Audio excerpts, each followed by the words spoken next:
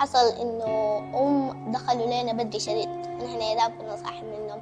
فجأة لقينا إنه الحتة كلها بتتهزأ والضرب شديد، وبنحس إنه لما ندانا تجي بنحس إنه البيت بيتهزأ، أي شيء بيتهزأ، الباب، أي شيء، شبابيك.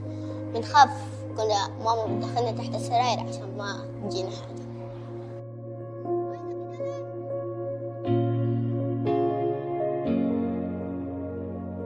أجي كل يوم، وفي النهاية لقيت كوتش محمد ناصر، بدأت فيها نشاطي المفضل.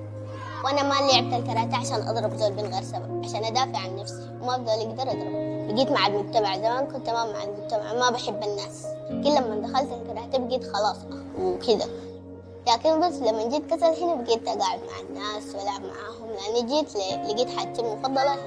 أكثر حاجة أهلي، مشتاقة برضه لعمي توفى لحظة إنه كان عيد ميلادي، صحباتي عملوا لي، جابوا لي حاجات وهدايا، وفرحت كثير إنه دي لحظة كانت حلوة مع صحباتي، آخر لحظة لي.